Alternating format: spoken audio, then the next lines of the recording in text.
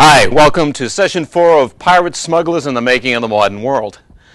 In today's session, and also in next week's session, we're going to be looking at least what Westerners consider to be prototypical pirates. We talked in the first session about various real and fictional pirates like Blackbeard, Long John Silver, etc. These types of images are drawn precisely from the groups we're going to be looking at today and next week. In other words, the pirates of the Spanish Main, specifically people who were operating in the Spanish Main, essentially the Caribbean, from the late 1500s all the way up into the early 1700s. So about a 200-year span during which piracy was extremely active in this part of the world. And we're going to look at some very specific cases. But to start with, we're also going to look at, again, following up on earlier themes, why is it happening here and now? Why is there such an outbreak, and why is it so persistent over a considerably prolonged period of time?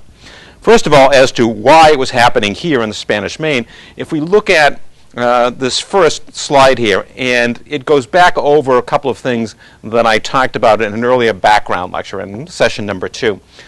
Here in the Western world, in the Western Hemisphere, Spain, by the 1530s, has established an empire that encompasses much of North and South America.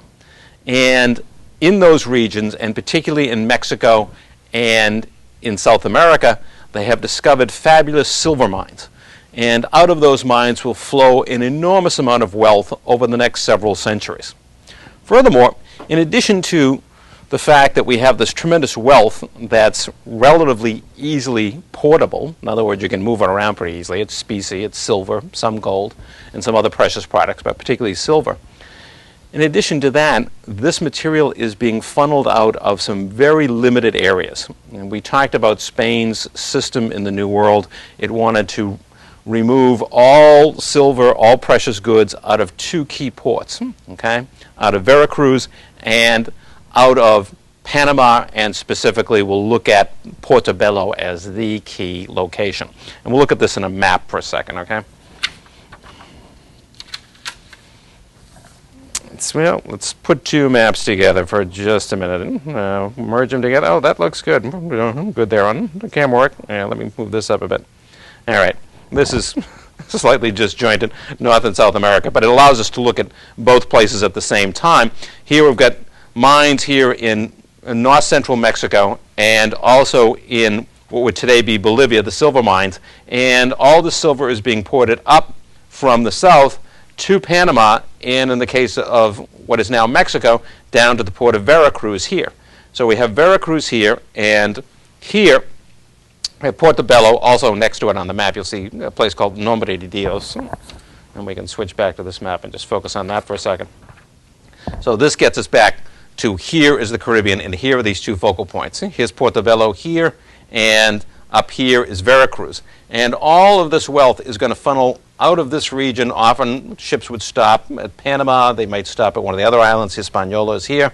And also out of Panama, all of this wealth is flowing through the Caribbean back to Europe, and specifically back to Spain.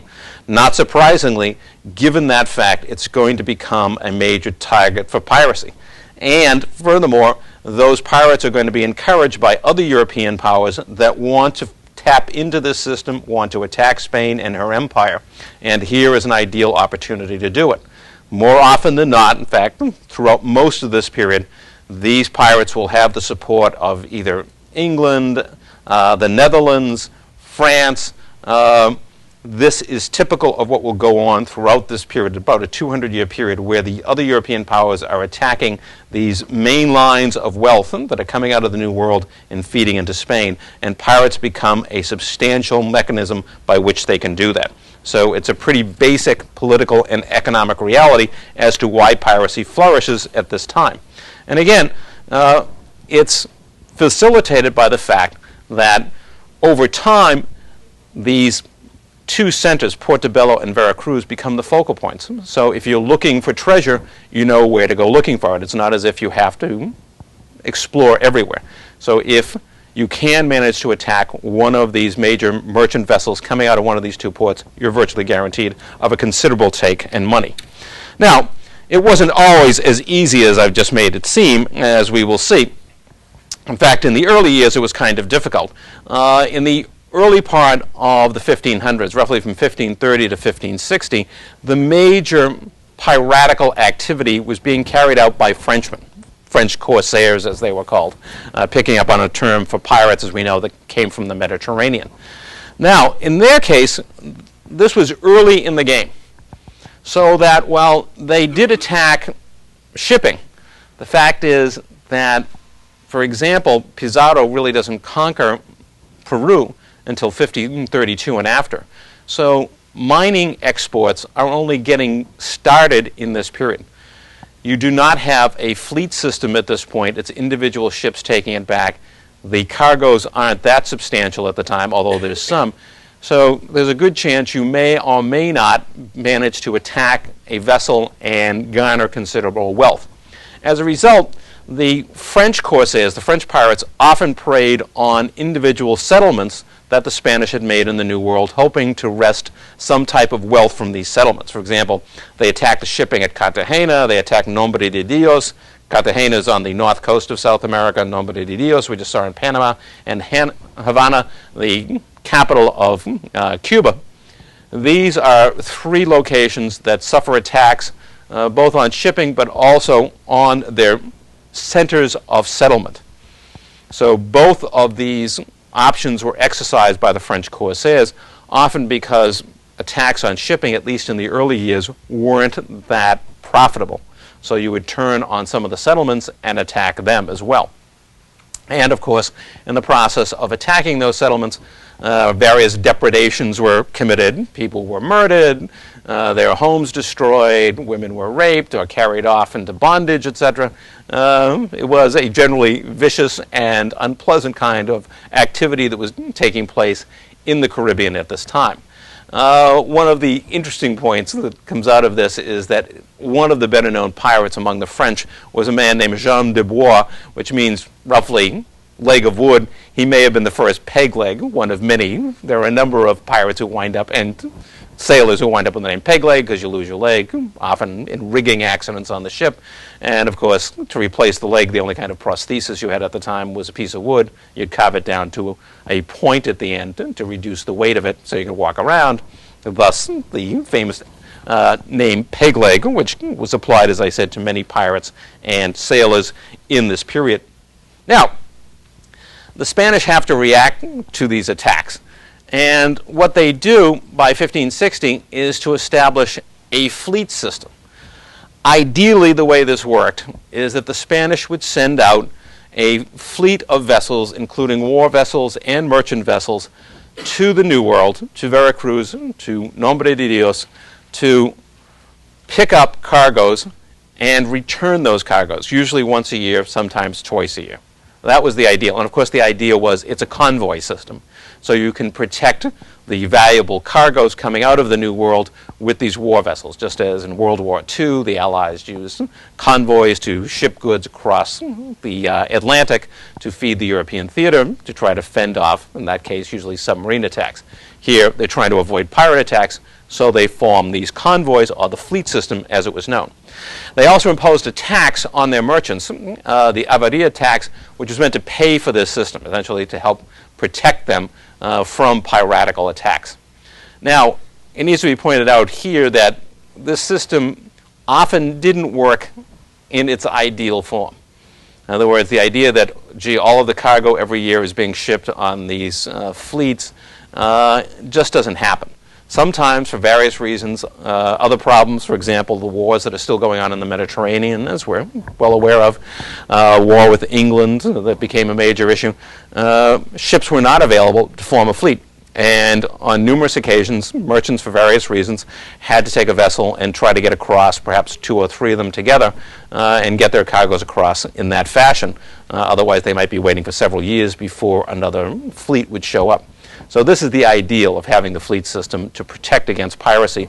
But on the other hand, the reality is that oftentimes, because of delays with the fleets, merchants have to act on their own to try to protect themselves. Now, the general Spanish approach, other than the fleet system, was for static defense. And what I mean by that is they were going to establish some defense perimeters around major urban centers like Havana, but they were not going to send out a naval force to go and try and attack the pirates themselves. The Spanish felt they did not have the resources to do this. There was also a question of would this be effective, particularly in these early decades. Most of these pirates are sailing across from Europe, making their attacks and then sailing back. So how are we going to find them if they're here for a few months and then gone again? But over time, this became the standard Spanish policy, and that is, no, we're not sending a naval force out to try to destroy the pirates. We will protect certain key locations, certain choke points, as the Portuguese might call them in Asia. And at the same time, we will have this fleet that will protect, in convoy fashion, some of the merchant vessels coming out. But we're not going to aggressively go after the pirates. The other thing is they were going to leave much of the defensive requirements to the local population. In other words, you're living in a Spanish settlement in the New World. You're fearful of pirate attacks.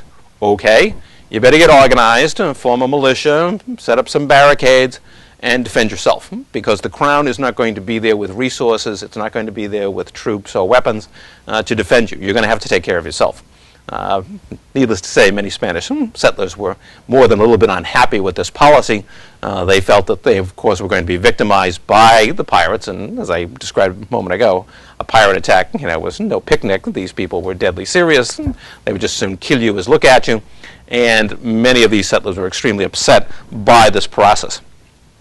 Another activity that's going on now, and we're going to see a bit more of it in a moment, is contraband by force of arms. This is a little hard for us to understand today in a market economy in the 21st century. It's a little bit like imagining this, that a person wants to go in and rob a local convenience store. Okay? And what you do is you go in, and this is the way you commit robbery. You go up to the clerk and say, I'd like to buy a pack of cigarettes, and it's $5. Here's my $5. And he says, well, gee, I don't think I can sell you those cigarettes. And you hold a gun to his head and say, I'll kill you if you don't sell me those cigarettes. That seems rather odd by our standards of, how to, market activities work and how is crime committed in a market economy. But this, in essence, is what contraband by force of arms was. In other words, a pirate, one of the French corsairs, shows up with goods that he wants to sell to a Spanish settlement. The Spanish settlers say, well, gee, we'd love to cooperate, but we do have this closed mercantile system. We're not supposed to trade with anyone but Spain, so I don't think we can do that. And it either might stop there, or they might say, well, we'll go consult the local governor or whatever. In any case, they say no, so the pirate gets back in his ship, loads the cannons, and then opens fire on the settlement for a few rounds just to scare them. And then they say, oh, okay, well, if you're going to be that way about it, sure, what have you got to sell? Glad to buy it. Some of this was authentic in the sense that, yes, there were these very strict rules about not trading with any group but Spain itself for their settlers in the New World. It was supposed to be a closed system. So to some degree, the settlers had something to fear and therefore would resist these efforts to sell contraband goods to them. On the other hand, some of this over time, and we'll see this in the case of the British, was probably play acting to the extent that the settlers needed an excuse. When the Spanish officials showed up and said, what are you doing with all these French or English goods in the settlement? Where did you get these? These are illegal. Say, well, we had to buy them. The guy came with a gun. He was serious. He was going to kill us if we didn't buy his stuff. So some of it was giving the settlers an excuse of why you can buy this and not have to worry about the authorities showing up later and punishing you for this activity. But this began as early as the French corsairs, and as we will see, becomes particularly notable during the era of what we're going to call the Elizabethan pirates. And they're called the Elizabethan pirates because most of this activity took place during the reign of Queen Elizabeth I, very famed for her management of England's affairs in this time, and a period when England moved from being, at best, perhaps a third-rate power into a significant force in Europe and in much of the world. Now, piracy goes through three stages during Elizabeth's reign. Now, the first one is focused on contraband trade, particularly involving slaves, and involves what I just mentioned about contraband by force of arms, and we'll see that in specific terms in a minute. So this is piracy of a sort, as we will see, but much of what's going on, at least on the Caribbean side of it, has to do with smuggling of goods and forceful sale of goods. The second phase is outright piracy that we'd all recognize. In other words, British vessels, private enterprises going to the Caribbean and launching attacks, particularly on ships, but also on settlements as well, and stealing goods from them. Now, that's basic piracy. A third phase is described as privateering, and the transition between the two, I've put down dates here, but it would be pretty hard to come up with a precise date and say, well, gee, it was piracy until then, and it's privateering later. It's a legal distinction, for what it's worth. And it meant something to the British, wouldn't have meant much to the Spanish. But what it means, as we talked about earlier, is that either the Crown or local officials are giving licenses to individuals to carry out piratical activity. So you can claim to be acting on the authority of the English Crown or a local English governor, when there are English governors. There aren't any early in the process. We'll see when they come along. But it's essentially providing a legal justification for this activity. But as far as do they change what they are doing in a significant way, who they're attacking, why they're attacking them, no. It has to do more with a legal technicality of, yes, in later periods, they have licenses to go and steal from other people. Once again, a highly political interpretation of what's going on. Now, one of the earliest of the people to get involved in piracy and particularly contraband by force of arms was John Hawkins. Hawkins is actually a pioneer in this process. In 1562, he sails out of England. And it's worth noting that Hawkins was sort of a middling status in English society. He had been a seafarer and was certainly not from the dregs of society, but he definitely was not a member of nobility by any stretch of the imagination. He was one of these enterprising individuals looking to advance himself, in this case by becoming a pirate. He leaves England and heads for the west coast of Africa. There, he attacks a Portuguese settlement where slaves are being collected. It's one of those points along the west coast of Africa where the Portuguese, as we saw in an earlier session, had established centers for collecting slaves and then shipping them either to Europe, but increasingly to the New World to work on plantations, etc. What Hawkins does is attack the Portuguese settlement, seize about 400 slaves, and then set sail for the New World to sell them.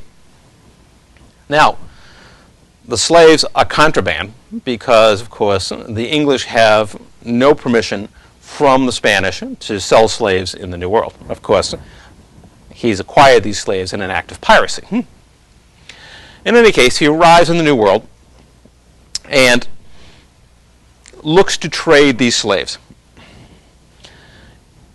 both on the island of Hispaniola, which is one of the larger islands. We can go back to the map for just a second just to show you two things. One, here is Hispaniola. This is where the Dominican Republic and Haiti now exist. You've got Puerto Rico over here and Cuba there. And then down at the bottom of the map, you see the northern area of South America. We're going to be referring to this area as terra firma. What is modern-day Colombia and Venezuela at the time was just generally referred to as terra firma, solid land. But it's the northern stretches of South America that project into the Caribbean. And it is here that Hawkins next turns to sell his slaves. And it is here on the north coast of South America that he engages in this tactic regarding contraband by force of arms. He stops at one settlement and he goes through the routine, and they say, well, look, we really can't do this. We'll get in trouble. So the local settlers call in the local governor. And the local governor says, well, look, I can let you do this because there is this incredible need. The fleet hasn't shown up. We have an enormous need for slaves in this area to keep the economy functioning. One of these, I obey but I do not comply edicts by local officials. I'm meeting local needs. But you're still going to have to pay an import tax on the slaves. And Hawkins says, we don't pay taxes, we're Englishmen. Besides, this is smuggling. Who pays taxes on smuggled goods? So we get back into the ship, and they open fire on the settlement while the governor is there and destroy a few buildings, and then the governor, waves his hands and says, okay, we had enough.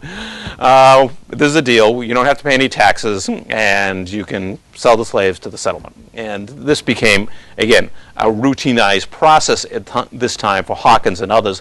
This was their way of doing business in the New World and penetrating Spain's economic monopoly at this time. And we can see in this case and in others, it was highly effective in terms of getting the locals to cooperate and buy these goods, and at the same time provided a cover for them should they be later called to task by higher officials. Now, Hawkins would conduct a number of these ventures into the Caribbean, and accompanying him was a nephew of his, Francis Drake, who later becomes Sir Francis Drake because of certain things that he accomplished, as we will see in a couple of minutes.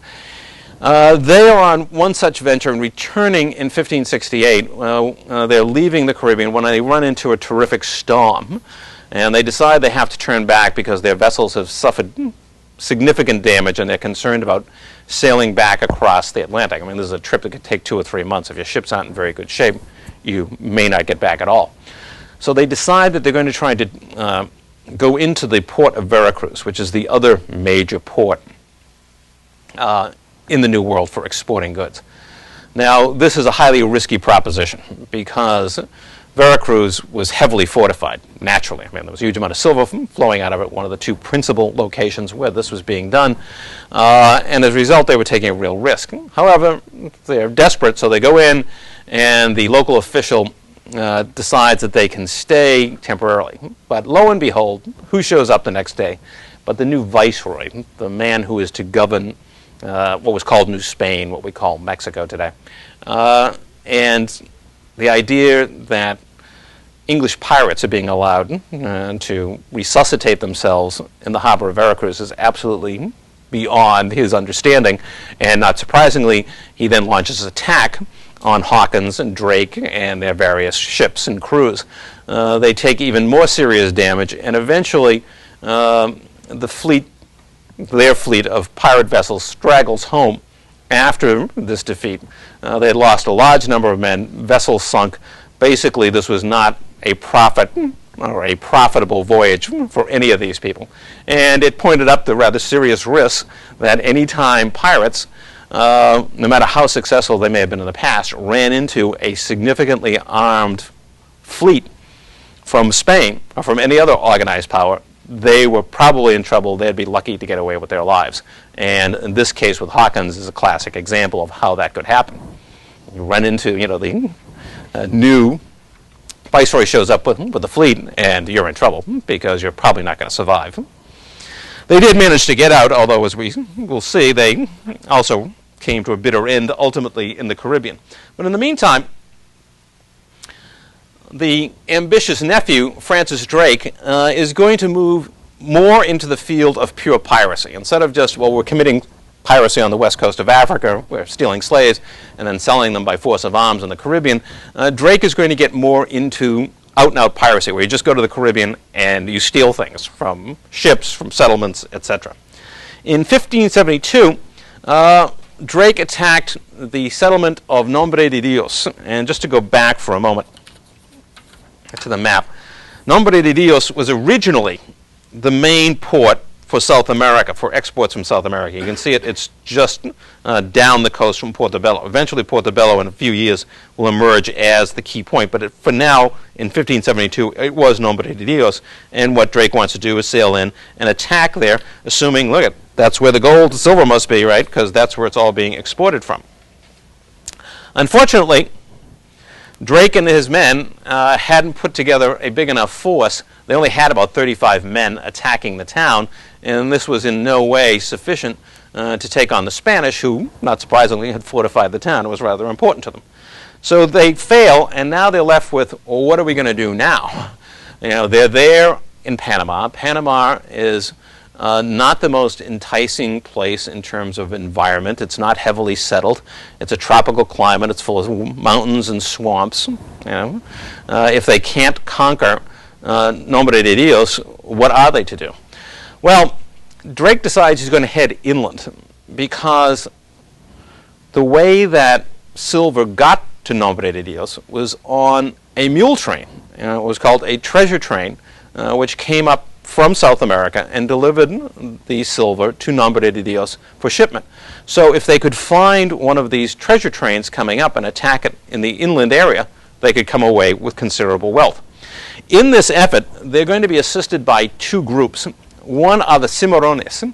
The Cimarrones are escaped slaves, Africans who had been enslaved, brought to Panama or Tierra Firma, and had escaped and established settlements of their own, fortified settlements, which are called palenques, which you really don't have to know about. And there managed to exist free of Spanish control and free of enslavement. Now, the Cimarrones know that people like Drake and others would just as soon enslave them in a second as cooperate with them.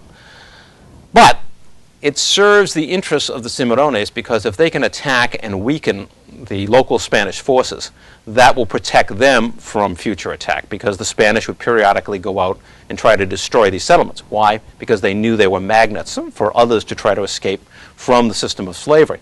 So they would periodically attack the Cimarrone settlements. So if we weaken the Spanish in Panama, we improve our position and we decrease the likelihood we'll be attacked. So the Cimarrones join these English pirates in this venture.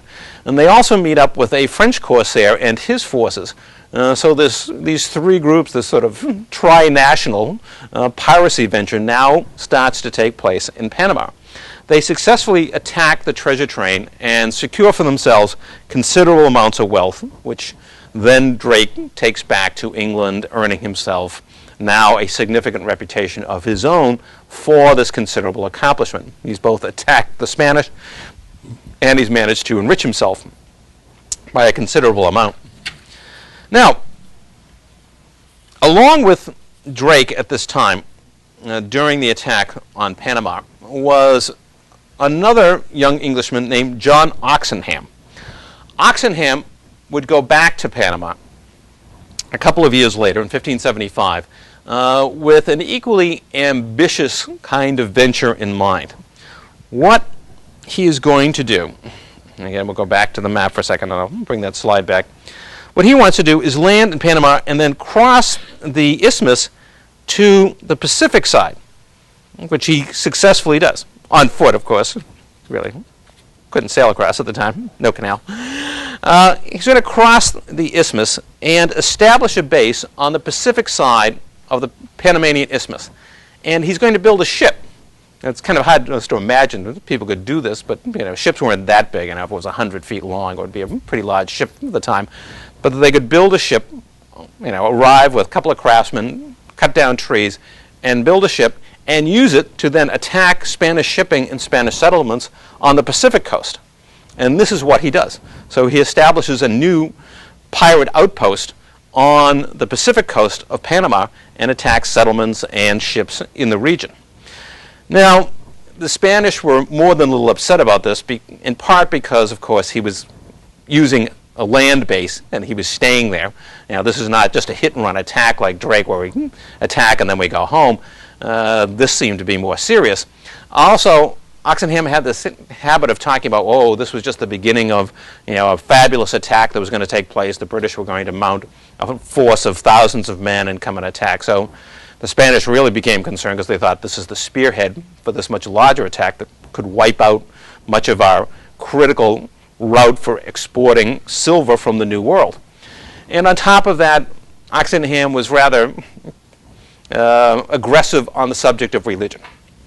Of course, the Spanish And the English are both very touchy about this subject. The English are Protestants, the Spanish are Catholics. They tend to, take each other and torture each other when they catch you because you're a heretic. So besides whatever else you may have done. So his tendency to do things like, he'd go in and tear down the crucifix off a Catholic church in a settlement, and he didn't kill priests, as far as we know, but he did take a number of them out and sort of subject them to ridicule. That is, these papist fools who align themselves with the Catholic Church. All of these things really annoyed the Spanish, but particularly the idea that this might be a spearhead for a larger attack on their interests in Panama. So they sent a force against him, and they captured Oxenham, and they took him to Lima, Peru.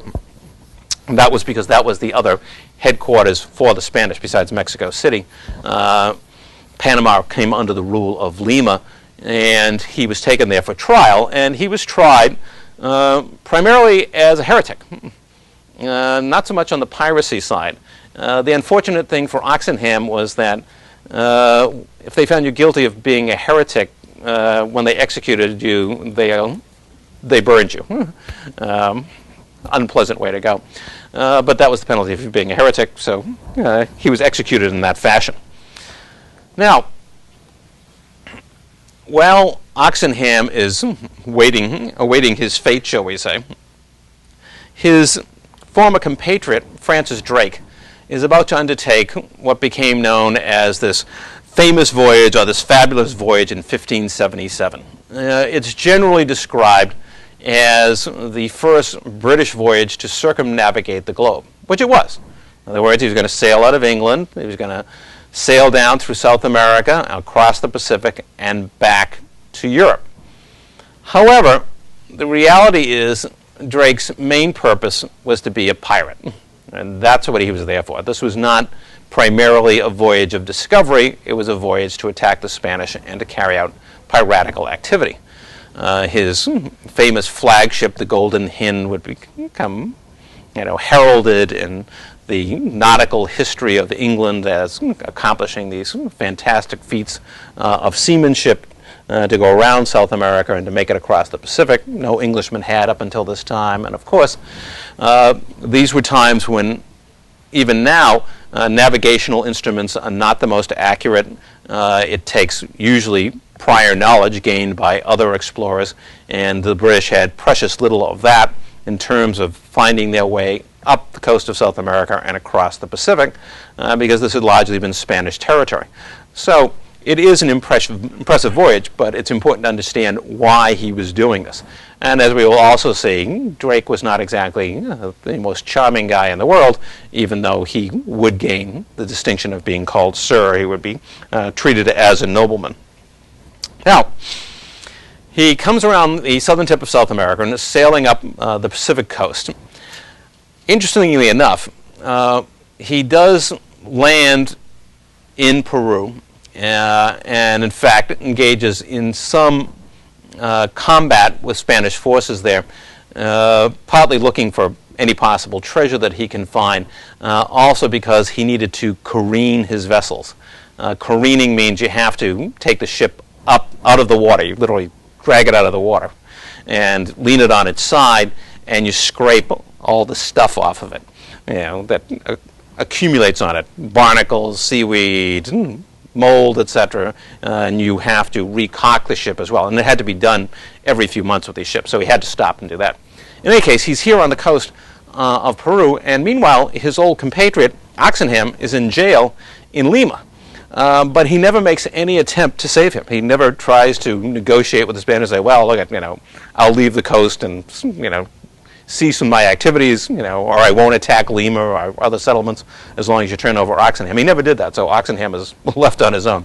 Drake had bigger fish to fry, so to speak. What he's looking for at this point is a major prize, a large treasure vessel which he can capture. And he's in luck. There always is a lot of luck involved in these situations, particularly on the Pacific, because who could tell when one of these vessels might show up, where it might show up, other than waiting outside a port, and you could be waiting months, years, for one of these treasure vessels to actually sail. So there is a certain amount of luck. He was certainly in the right place because some of the treasure was brought by ship up to Panama. And in this case, he runs into a very large vessel called the Nuestra Señora de la Concepción, which translates as, well, loosely translated in English, the best translation is Our Lady of the Immaculate Conception, named after the Virgin Mary. However, the vessel was known mostly because it was so heavily armed, and its own crew called it the Cacafuego, which meant the shitfire, because they felt that this was a vessel that would intimidate any attacking force. It was just such a powerful naval platform from which to launch an attack. Drake sails up alongside the Cacafuego, or near to it, hails it, and demands that the captain strike his colors and lower his, sails. And the Spanish captain, feeling quite confident, says, if you want to do that, you can come over the deck and do it yourself.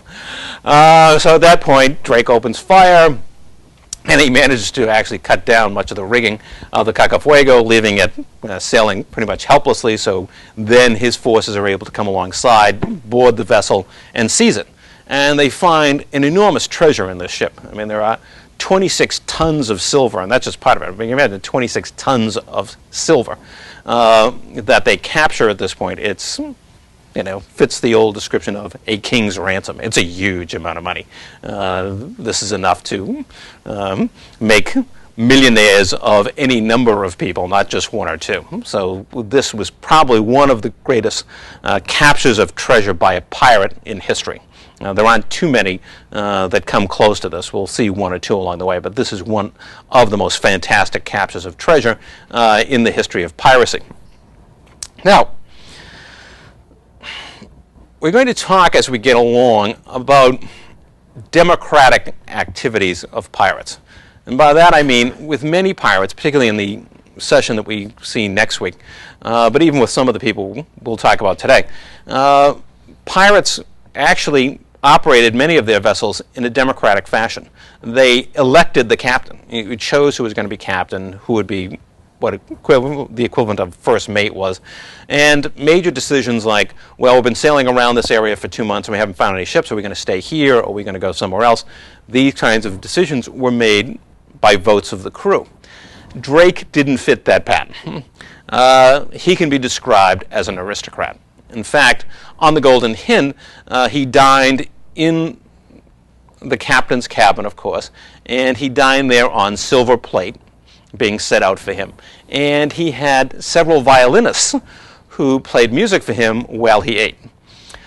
So he was living high off the hog. Now, on the other hand, his men were paid a wage. So even though the capture of wealth was phenomenal from the Cacafuego, the truth is that most of the crew were going to see very little of that because they were being paid wages. They were not being paid a share. In other pirate vessels, of course, the idea is you share up that for example, the captain, first mate, and a couple of other key people may get double or triple shares and everybody else gets a single share, but it's clear that you're going to get a substantial portion of it because you're going to share it up among the crew. That was not the case with Drake at all. There were other aspects of Drake's personality which were not the best. For example, while he's sailing in the Pacific, he dropped off on an uninhabited island several African slaves that he had acquired while he was in South America. Along with these men, he dropped a woman slave named Maria.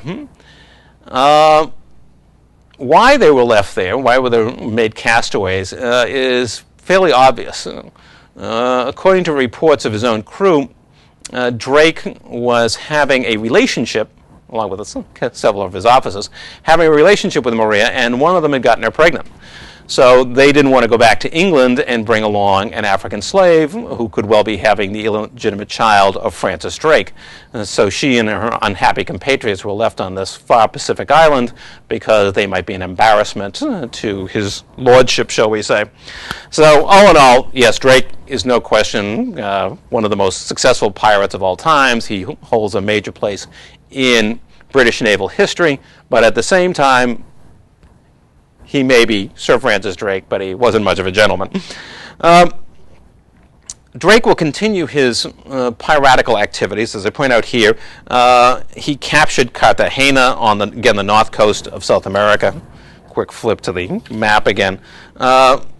At this point, this would be another logical location. It wasn't a focal point for export, but it was a major port and settlement, so it was a logical place to look for wealth. The attack and the seizure isn't all that successful in terms of gaining treasure. Another associate who also joins this piratical activity at this time was a man named Thomas Cavendish. And Cavendish continues this practice of moving into the Pacific. He's known for his attack on the galleon Santa Ana and capturing treasure there. So Drake helped set a precedent for increased piratical activity, for pure piratical activity, and not just, contraband sales, and for operations in the Pacific that were more extensive and certainly more successful than people had conducted in the past. Cavendish follows up on that. Now, Drake and his cousin Hawkins, in the end, met probably a fitting end. Both of them went back to the Caribbean on numerous occasions, and in 1596, both of them contracted some type of disease. Diseases were common in this tropical climate, and both died of those diseases in the Caribbean, we think, on or about 1596. So each of them meets his fate back in the area that had brought them their fame and fortune. Now, the British aren't the only ones who are taking a whack at the Spanish. There are also the Dutch. Remember the Dutch? They're going after the Portuguese in Asia.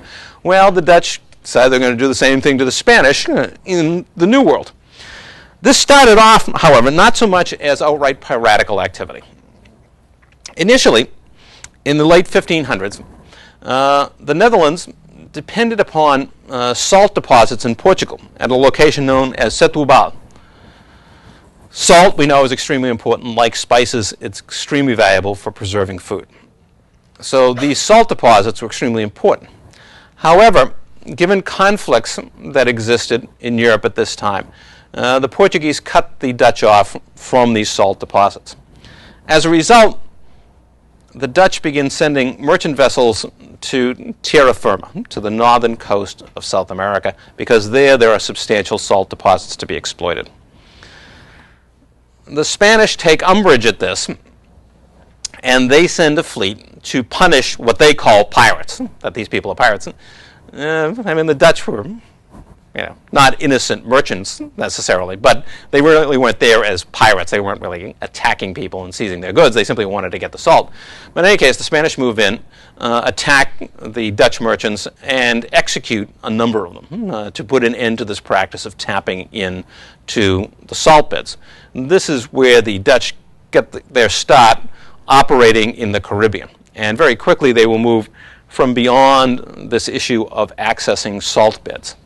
Their next stage in all of this is to go into trading activity. Now that they know the coast somewhat, the next thing is to start trading. And the thing that they look for is tobacco. Europeans at this time were developing an extraordinary attachment to tobacco. It was becoming a craze. The English King James I basically tried to ban tobacco. He considered it an evil drug. It smelled bad. It made people smell bad, etc. But he was helpless in the end to stop the spread of tobacco usage. And not only in England, but in the Netherlands and France and elsewhere, everyone, men, women, were all smoking tobacco. So there's a great market in it. And it's being grown on the north coast of South America at this time. So the Dutch begin engaging in, again, contraband by force trade to secure tobacco, to take it back, and exploit this incredible demand that exists back in Europe. The response of the Spanish was a scorched earth policy to essentially destroy the small settlements where Spanish settlers were growing tobacco at this time for this reason. They couldn't defend themselves. The Spanish could not establish a naval force or a land-based force that could defend them.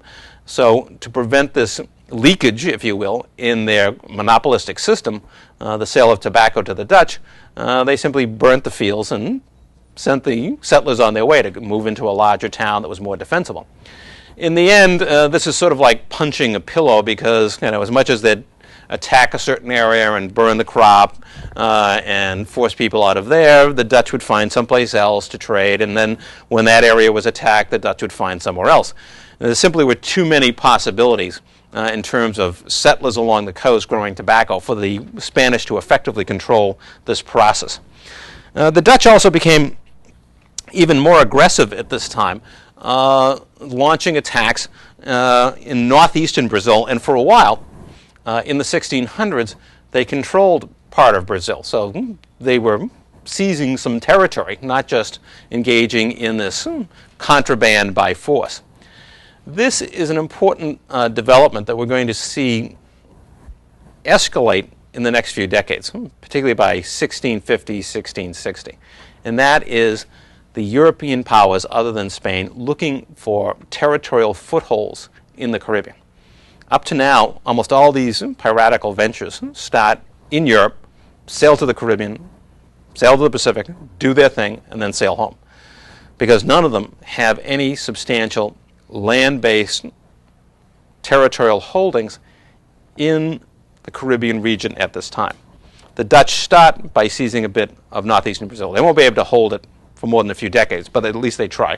The British, meanwhile, are establishing settlements. Jamestown, which you've heard of in Virginia, St. Kitts, the island of St. Kitts in the Caribbean. So we're beginning to see just the first glimmers. This is early in the 1600s. It's not really significant until 1650, 1660, but they're starting to pick out a few spots. And they're able to do this because, of course, the Spanish can't, the Spanish have to look at this practically. They only have so many people. They only have so many ships.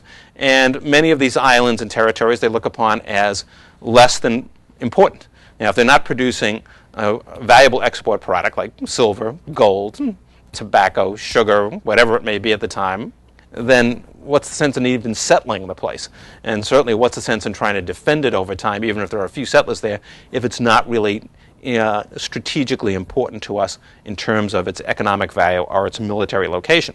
So there are always going to be these places where other European powers can try to chip away at Spanish control. One of the other things that the Spanish will do is increase fortifications. They begin building these monstrous forts to protect the key areas like Havana, Veracruz. If you've ever been to St. Augustine, Florida, there was this massive Spanish fort that was built there, serving the same purpose, to protect a key area, to fend off these foreign attacks.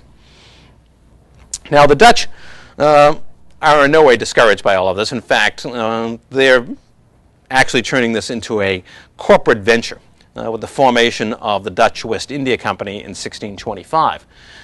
Like the Dutch East India Company, this was a private venture given a government monopoly. The Dutch East India Company, of course, was going to involve itself in Asia. The West India Company, not surprisingly, in the Caribbean. So you've got, I'm sure they wouldn't want to put it this way, but basically you got a corporation of pirates. And this is a company whose purpose is to fund piratical ventures. Now, they start off, as we've seen in the past, with both forced sales, which have been used, as we saw, in terms of tobacco, when it was a more individual entrepreneurial activity, but also in outright acts of piracy. And one of their most famous pirates was a man named Admiral Piet Hein. Again, he's an admiral, but if you ask the Spanish, he's a pirate. In his 1628 expedition, he's sailing off the coast of Havana, and this was a logical place to look if you're looking for a treasure ship, or in this case, he found a small treasure fleet. You look at the places, the ports where they're likely to wind up. Either they're leaving Veracruz, they're leaving Nombre de Dios, or they're leaving Portobello, and from there, their next logical stopping point, frequently, we'll go to the map for just a second, was Havana, here on the north coast of Cuba, because this would be a watering station for them. It might be their last chance to acquire supplies before they cross most of the Atlantic. So this is a logical place to look for them. That's where he goes looking, and in fact captures a fabulous treasure fleet. Pretty close to what Drake had done, maybe in excess of it, not entirely clear. Now, again, talking about democracy, this is a corporate venture. So the treasure is brought back to Amsterdam, and there the principal stockholders of the company earn a 75% profit on their investment. Meanwhile, the crews of the admiral's fleet are rioting in the streets because they get almost nothing. Now, they got this pittance of pay, and yet they know that they had participated in the capture of this fabulous wealth. So once again, these are not exactly democratic ventures. In this corporate activity, as a seaman on a pirate ship, if you're working for the Dutch West India Company, you get a miserly wage, and that's about it, even if the voyage is extremely successful. It's unsuccessful, they may not pay you at all. The Dutch also moved forward with their own land-based activities with the settlement of Curaçao, another island, a small island in the Caribbean, which will become an important base for them in terms of pirate activity. On the other hand, their ventures in Brazil proved to be far less successful. They find themselves struggling to hold on in Brazil, and eventually will have to abandon that opportunity. They had started sugar growing ventures, and they were really going to turn this into a permanent colony, but that is not highly successful. They eventually have to abandon it, and Portugal will recapture that part of her colony of Brazil. So the major advantages for the Dutch were in their basic piratical activity and in the establishment of an outpost like Curaçao from which they could engage in trade and piracy. And as we've already seen, the difference between trade and piracy here is often difficult to figure out because, of course, the Spanish system remains a closed one. If you're going to trade with the Spanish, you're going to have to do it by, force of arms or by just stealing the stuff from them. So, in any case, those are the major areas where the Dutch are successful at this time. Now, in the 17th century, we do have the beginnings of a new group, the buccaneers. These are people who are not part of these ventures coming from Europe, like the Dutch West India Company, the activities of Francis Drake. Here we're going to get more of a democratic flavor, if you will, to piracy. Now, part of the reason that these people sort of come into existence as a group is the weakening of Spain's hold on the Caribbean. During the 1600s, as we've already seen a bit of this, with the attacks and with the settlement of Curaçao and the British settlement of St. Kitts, the Spanish clearly have limits to their control in the Caribbean, and other European powers are starting to insert themselves, not in a very large or formal way, but they're there. But there are clearly a number of places where the Spanish no longer have clear control.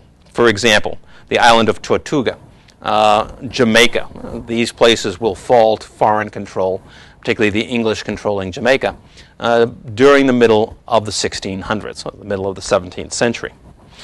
Tortuga, I didn't say who it belonged to because that was difficult to figure out. Tortuga is a small island just off the north coast of Hispaniola. And if we go back, Hispaniola is one of the larger islands here. Yeah, and just remember, here's Jamaica, by the way, because we will be talking about Jamaica again. But here's Hispaniola, and you won't see Tortuga on this map because it's too small. You wouldn't even make a white speck on that size map for Tortuga. Tortuga was technically under Spanish control because it's off the coast of Hispaniola. At least the Spanish claimed it. But there was no formal government there. It consisted mostly of people who had run away from Hispaniola or other parts of the Caribbean. They tended to be people who, for example, sailors who were marooned, thrown off their ships, runaway indentured servants. Oftentimes, the only way you could get to the New World was to agree to indenture yourself. In other words, you would be given passage to the New World, but you would have to work for someone for 7 years to work off that passage. Many of these people found the requirements of indentured servitude burdensome, and they ran away. So these were people who were trying to escape from the existing society in the Caribbean and going to Tortuga because it was largely unsettled, and there they established their own lifestyle. Basically what it consisted of was hunting wild goats and cattle that existed on the island. There had been some efforts at settlement, and people, when their settlements failed, had left some of these animals behind. They had populated the island and now provided a source of food. The local inhabitants would hunt these down and kill them, use the skins for making clothes for themselves. They sort of look like, if you've seen pictures of what Robinson Crusoe was supposed to look like, what these, that's for what these people look like, sort of informal caps and these pants made out of cattle hides. And they would use the cattle as a source of food, and they would cook the cattle meat on a wooden rack, which was called in French a bouquin. And it was from that term that these people became to be described as buccaneers, or in English, buccaneers. This is where they began. They were essentially these people earning a hard-scrabble existence on this small island off of Hispaniola. Now, it's a tough life, and you want to find ways to try to enhance your income. The buccaneers, or buccaneers, found exactly that opportunity by raiding coastal traders. There are small ships, of course, that are carrying on trade around Hispaniola and Cuba, and they would raid these small merchant vessels. It wasn't a huge living out of, these are not treasure vessels we're talking about. We're just talking about a small merchant vessel. It might be 30, 40 feet long. It's carrying some goods from one island settlement to another, and you come along with your rifles and you attack them and you take the goods. They're not making a fortune out of it, but it's getting them involved in sailing and in piratical activity, sort of early training for their future activities. Meanwhile, as this is happening, various groups are contending for control over the island. The Spanish periodically assert their right to continue to control the island, even though they're not going to appoint a governor or a mayor or something. There just isn't anything there that makes it worth them doing that, but they want to, the main idea is to keep others out. There are, at various times, Englishmen and Frenchmen, even Dutchmen, who claim control of the island, and in fact treated it as their own. In fact, the French do establish control over the island in 1660, although it continues to be a fragile form of control. Most of the time, the island's history is marked by one individual or another who claims to be its governor, its owner. There was one fellow in particular who loved capturing people either on the island or in piratical activities and taking them back and torturing them. He sort of got a reputation like Vlad the Impaler. So there were some rather odd characters on the island. The main thing is it provides sort of a free zone where a variety of people can escape the existing colonial society and carry out this hard-scrabble existence and engage in some primitive piratical activities early on. Meanwhile, the British are making a major thrust into the Caribbean. The government of Oliver Cromwell, England at this point is governed by, let's say, what might appear to be a republican form of government. There's a revolution. The king is overthrown, and a government headed by a man named Oliver Cromwell takes power. We don't need to concern ourselves with the details of that. But they do send out, the British government sends out an expedition that captures the island of Jamaica. Now, England has a major foothold. It has one of the largest islands in the Caribbean under its control. And between Tortuga and Jamaica, we have two island areas that provide major centers for pirate activity. The buccaneers from Tortuga and English pirates from Jamaica will prey upon Spanish shipping and Spanish settlements in the years ahead, from the mid-1650s, from the 1650s on through the 1600s. Now, there's an opportunity for far more frequent pirate activity because, of course, these people don't have to sail back to Europe. All they have to do is go back to their island and resupply and get ready to move again. And we'll see, particularly with Jamaica, they have an important source of political protection for them. Again, just like the Barbarossas before, there's always this issue. If you're going to hang around and make a career out of carrying out pirate attacks in a particular area, sooner or later, whatever political system you're attacking is going to come looking for you. You better have some kind of protection when they come looking for you. And in the case of British pirates, of course, they had Jamaica. Now, on the island of Jamaica, across from the capital of Kingston, is a small spit of sand at this time. It's actually out in the harbor. And it is there at a place, it is there at this place called Port Royal, that pirate activity explodes. I mean, Port Royal was a pirate town. It consisted largely of some merchant houses, lots of taverns, wharves, where the pirate ships and merchant ships would come and go, and that was it. That was the town. And its life blood was piracy. And this is what people did for a living. Now, among the better-known pirates from Port Royal was Christopher Mings. Mings was one of these people that fit into this category of these British pirates sailing out of Jamaica and preying upon Spanish shipping and Spanish settlements at this time. He attacks, for example, Cordo, which is on the north coast of South America, again, at Tierra Firma. He is one of hundreds of pirates who are operating out of Port Royal over the next few decades. And when I say hundreds, I mean hundreds of pirate captains. If you started to, it's roughly estimated by the end of the 1600s, you're probably talking about at least 3,000 pirates in the Caribbean. But there you're counting all of the crewmen. But there were probably a couple of hundred pirate captains who operate out of Port Royal over the decades from about 1660 down to 1700. Now, to understand the popularity of this, other than the fact that the pirates can make money out of it, you need to look at the relationship between the pirates and royal government in Jamaica. For example, the case I mentioned here, Lord Windsor, who was named the governor of Jamaica.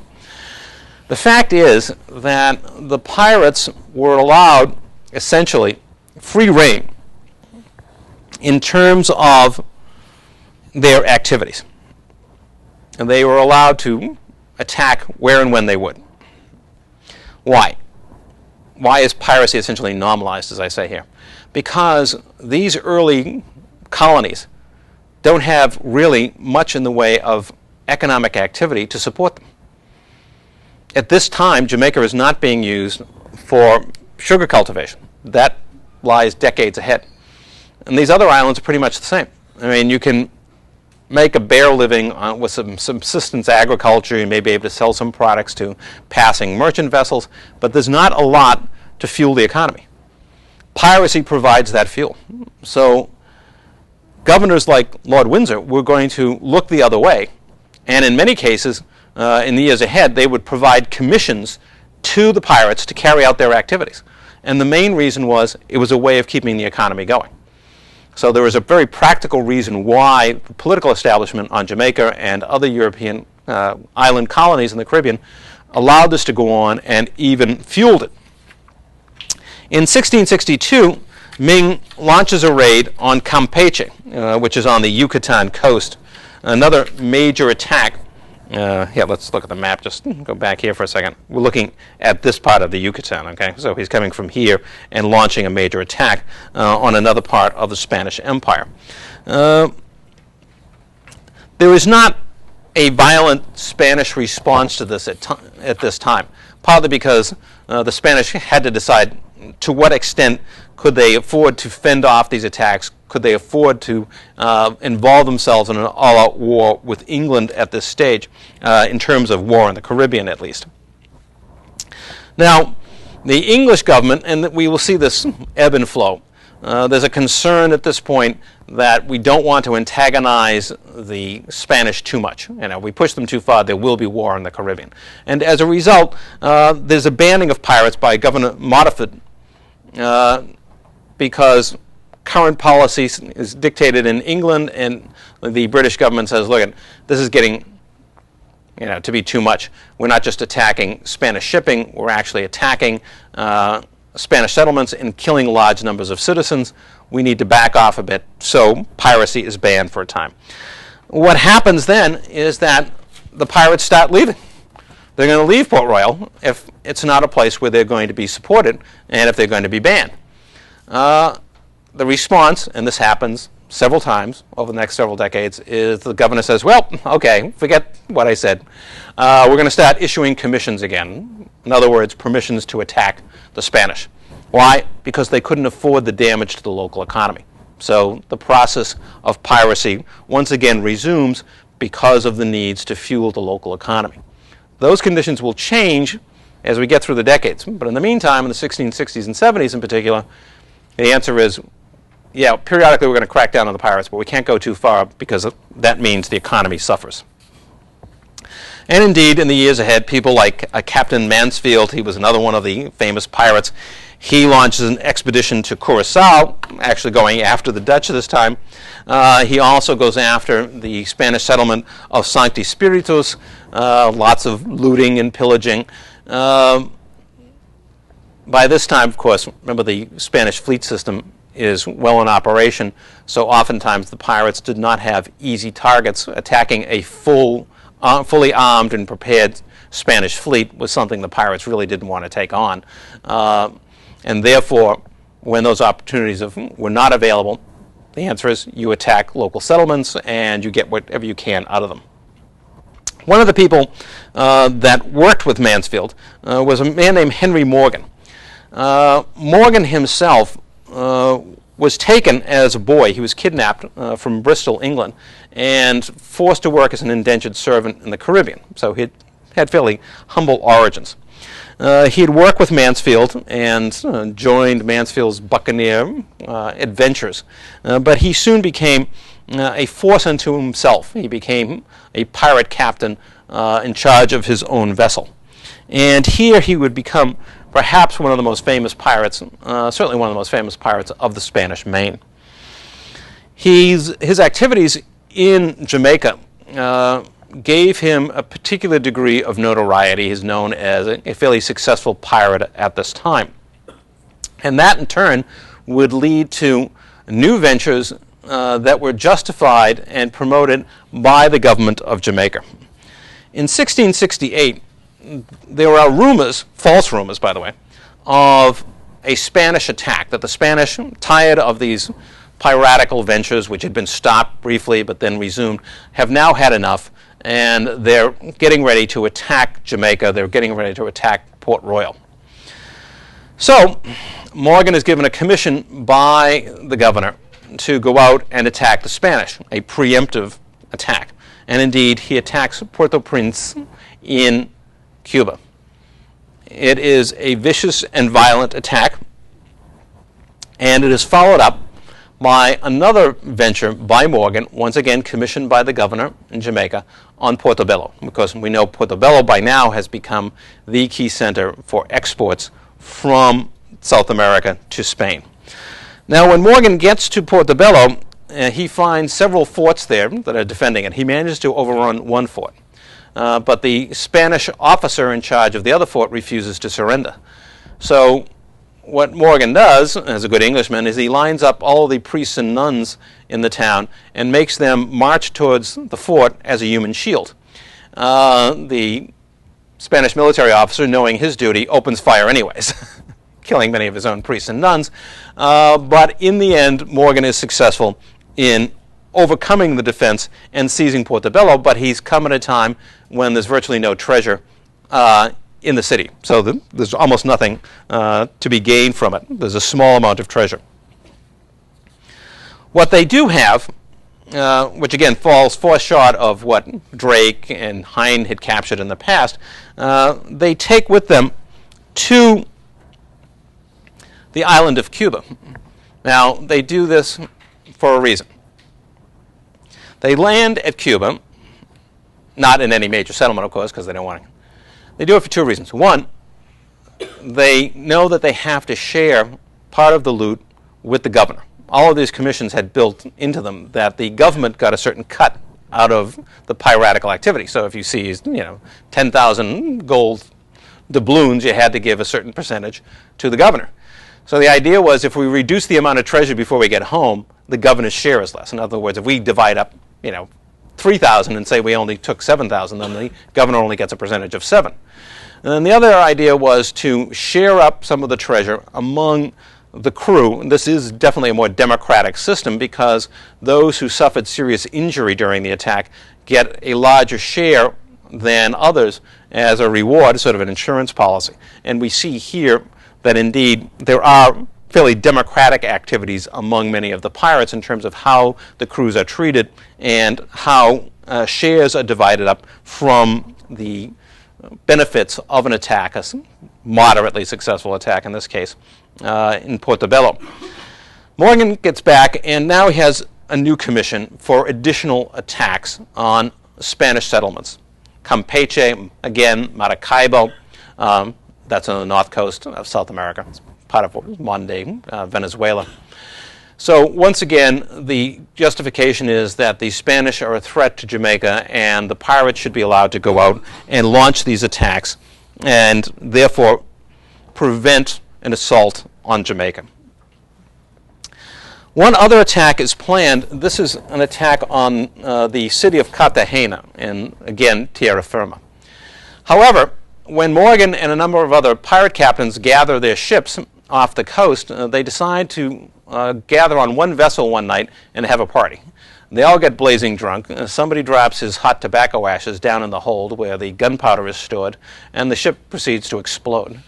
Morgan is one of the few people that survives this little venture, and as a result they have to cancel the attack because half the captains are dead and a number of others aren't feeling too good, either from gunpowder intake or booze. But Morgan has one last great venture in mind, and that is an attack in Panama. So he invades the isthmus, as Drake had done in the past. Now, once again, another assault on this key lifeline for the pirates, and one more chance to make a huge fortune. Now, they're going to set out to attack not Portobello, but Panama City, which is on the Pacific coast. So they are going to have to trek all the way across, as Oxenham had done before, to capture the city of Panama. Unfortunately, they forgot to bring sufficient supplies and ran out of food about halfway across. Starving, they come across this abandoned settlement, and all they can find at the settlement are leather bags that were used to carry tobacco. So they take the bags and boil them to eat them. So, as a result, I say, how would you like your leather bag done? That's basically what they had to eat. They do assault the city of Panama, and they capture it. In the process of capturing the city,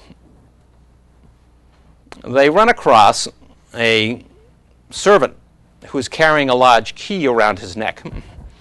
Now, they have not found the kinds of vast sums of treasure that they had hoped, so they're really pretty desperate to get as much as they can out of this venture. It's been a difficult one crossing the isthmus. It was a difficult attack. So they turn to the servant, and they assume that the servant must be holding this key for his master, and that it must be a key, given its size and value, to a large strong box, or even perhaps a treasure room. And they want to get that information out of the servant. So the first thing they do when he insists, his story is this. He says, look, I happened to, my master fled in the face of the attack. I saw this key, and like you, I thought it was something valuable, so I grabbed it. Okay, but I don't know what it's to. That's my story. I'm sticking to it. So, in reply, the pirates put him on a rack, which means laying you on this table, tying your feet down, and then attaching your arms to a cylinder that can be turned, and stretching your body, essentially pulling your joints apart, tearing you apart, depending on how far they went with this, at the very least making you a few inches taller. When the servant still said he didn't know anything about the key, they decided to follow this procedure, which was to take a leather loop, wrap it around his head, and then take a dowel, stick it in the loop in the back, and begin turning the dowel. So the leather strap begins crushing your skull. And as one eyewitness to this said, the servant's eyes became as big as eggs because they were bulging out of his head, literally, because of the pressure being put on his head. When that didn't work, they hung him by his testicles. when that failed, you're surprised the guy is alive, so am I, but these are numerous eyewitness accounts of exactly what they had done. When that failed, they burned his face, and when that failed, they cut off his ears and his nose. He survived all of this, obviously not looking forward to a career as a model at GQ, but he did survive, but he never changed his story. Now, the moral of this is in part, yes, pirates are a brutal lot, to say the least. On the other hand, as we will see, their brutality was sort of in keeping with the times. The kinds of gruesome tortures they inflicted on this man were very similar to the kinds of tortures and punishments that were imposed by governments at this time on people who were heretics or even people convicted of what we would consider relatively minor crimes.